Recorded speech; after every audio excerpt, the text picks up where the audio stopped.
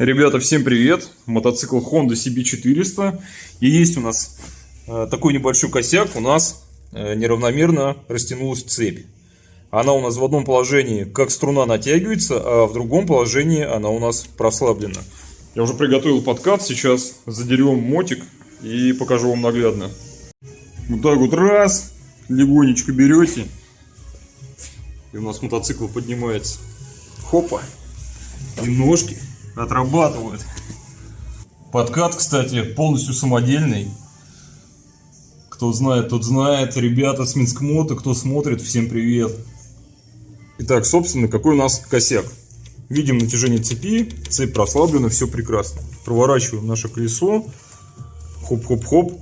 И цепь у нас натягивается. Просто как струна становится. Вот я какое усилие прилагаю, она у нас как струна. Проворачиваем колесо, цепь расслабляется. Проворачиваем, цепь начинает натягиваться. Вот она.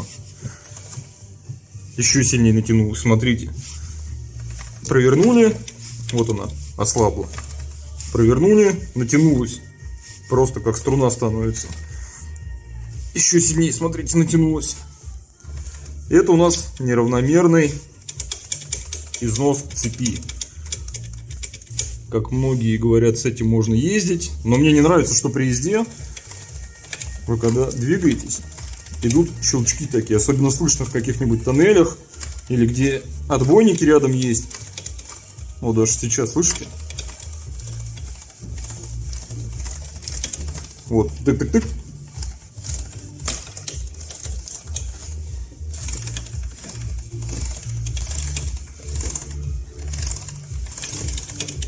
Тык-тык-тык, вот, слышно.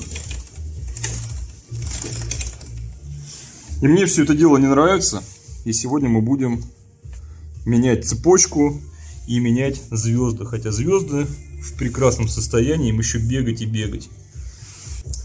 Итак, чтобы поменять нашу цепь и наши звезды, нужно будет снять заднее колесо. Также нужно снять вот эту вот крышку переднюю. Она крепится на 5 болтах. Раз, два, три, 4. И вот тут вот 5. Также нужно отвернуть механизм переключения передач. Не бойтесь, отворачивайте. Здесь есть метки. Ничего вы не перепутаете. То есть раз, сняли его и в сторонку. И снимаете боковую крышку. Отвернул крышку, значит, выпал наш полумесяц. Видим нашу звезду. Видим какашки, которые есть вокруг.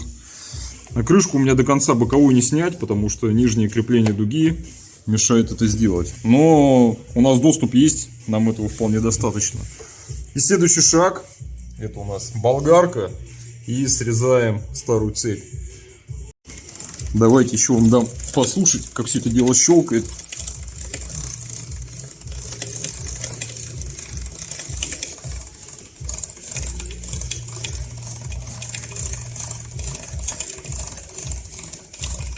Цепь разрезал, и теперь ее остается только снять. Все проще простого. Как говорится, ломать не строить. Как отвернуть переднюю звездочку? Это, конечно, нужно было делать на старой цепи, но ничего страшного. Я накинул новую. И вот таким вот старым, простым дедовским способом. То есть берем брусок в распор заднего колеса, фиксируется колесо и отворачивается наша звездочка. Резьба здесь обычная. То есть отворачивается против часовой стрелки.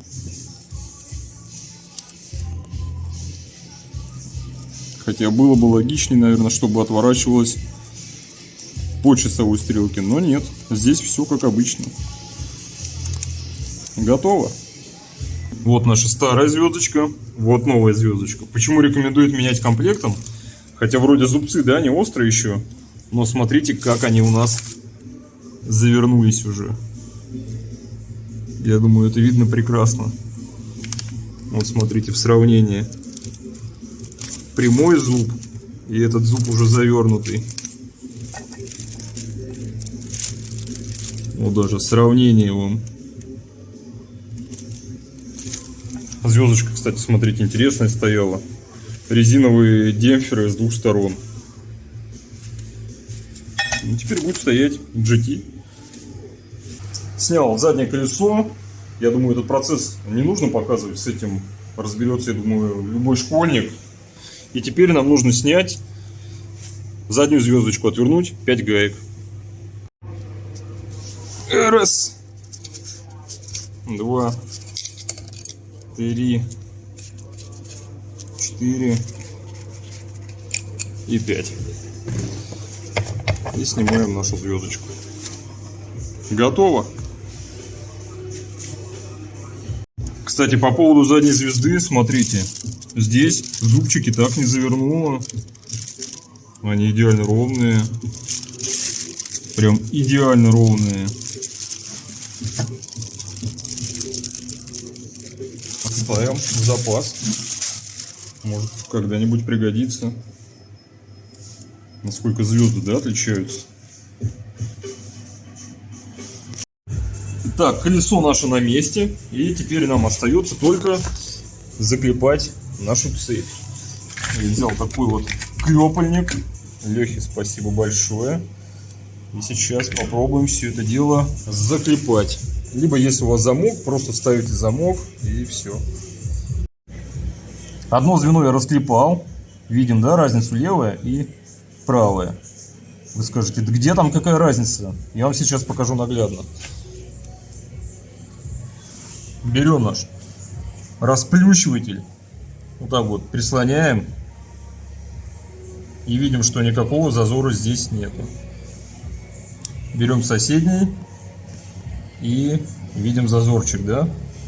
Вот оно, гуляет еще все. И здесь стоит. Все у нас ровно.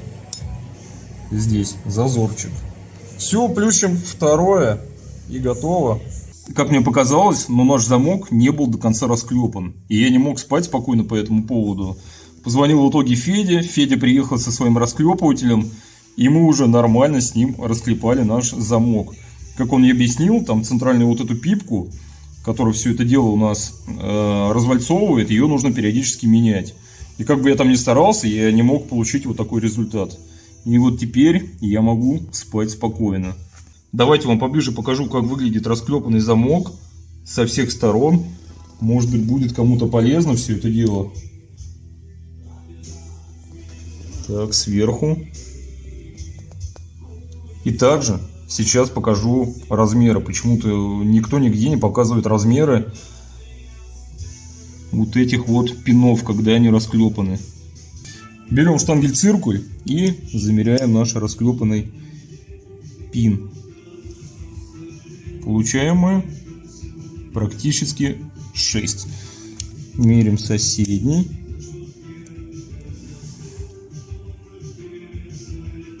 То же самое. Мерим заводскую расклепку. И видим такой же результат. Померим соседнюю. То же самое. И также еще нужно знать, чтобы не передавить, сделать одинаковое вот это расстояние. Видим мы здесь по итогу 20. Мерим наш замок. Видим мы тоже 20. Вот такие вот важные моменты еще. Может быть, кому-то будет эта информация полезна. Феде отдельное спасибо, что он приехал со своим расклепывателем, и мы заклепали цепь. Как оказалось, что это оригинальные звезды.